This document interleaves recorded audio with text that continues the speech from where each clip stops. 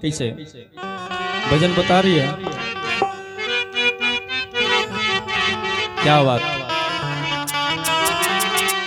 देखहु न पवली सुरतिया सजन के गोर बरन आकी श्याम रे गाँव कहाँ बाट गगर कहाँ से का प्रियतम के नाम रे देखहु न पवले सूरतिया सजन के। जय हो जय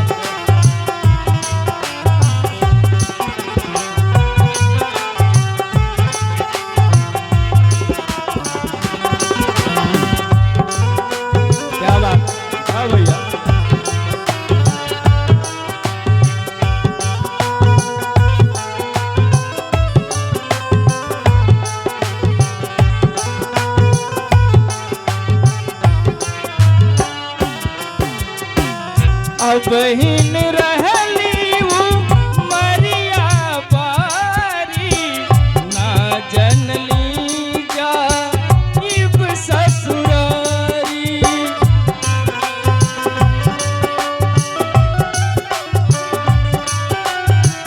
क्या बात।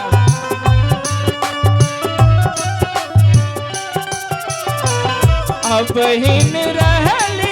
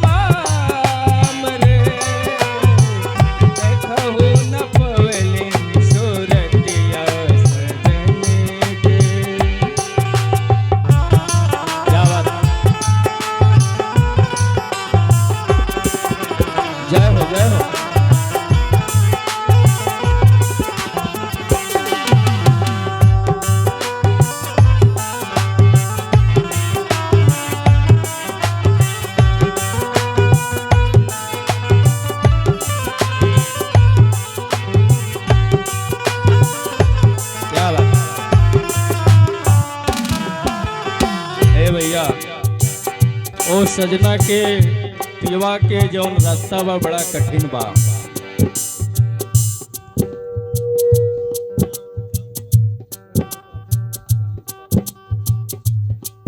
बड़े भैया कृष्णानंद जी के बड़े सुपुत्र राम गोपाल बाबू, जो आप MBBS की डिग्री ले रहे हैं, आपकी तरफ से बहुत मंच को स्नेह आया है। बाबू को बहुत बहुत आशीर्वाद है मंच की तरफ से। दिन दुनी रात चौगुनी करिए और आप जो है मरीजों की सेवा करिए। उन गरीब मरीजों की सेवा भी जरूर करिएगा जिनके पास पैसा नहीं है। आइए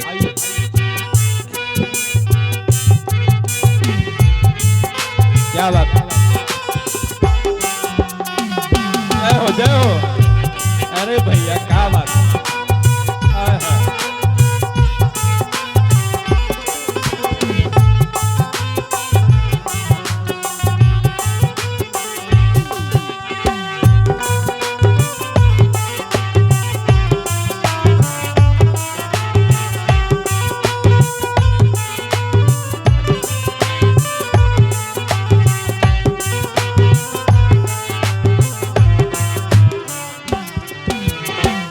अटपट राह सजन बैरागी, देखी है जब चुनरी में दागी।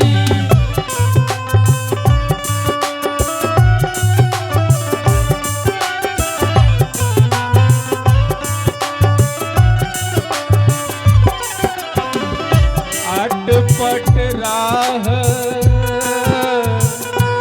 सजन बैरागी, बैरागी रे कोइया। अटपट राह सजन बैरागी, देखी है जब चुनरी में दागी।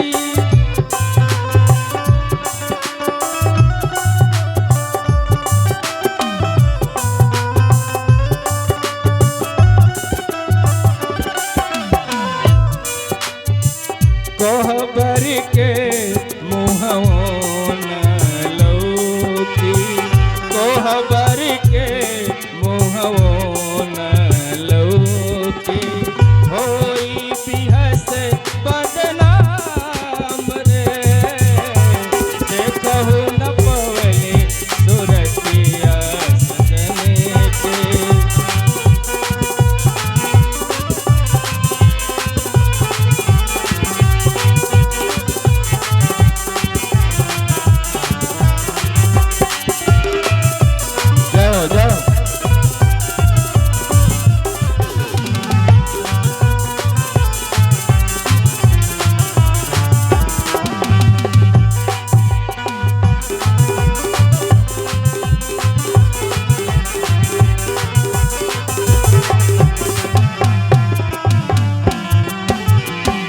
पूरे गीत का निचोड़ बस ऐसी आखिरी लाइन में है, ध्यान देंगे आप लोग, गौर फरमाएंगे। सैया के घर सवत सयानी, करनी देखी हंसती है जेठानी। क्या बात है?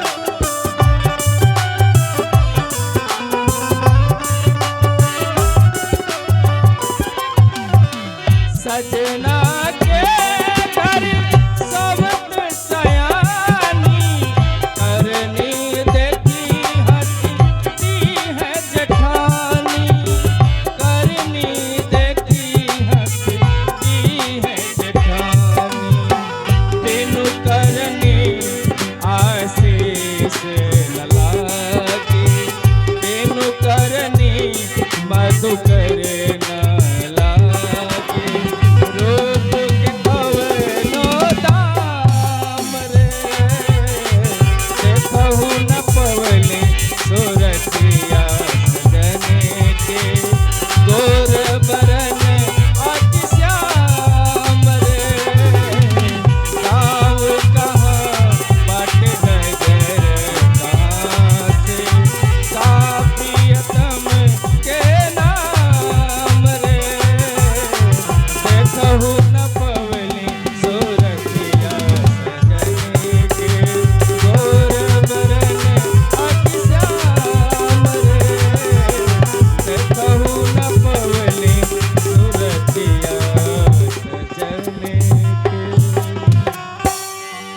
समस्त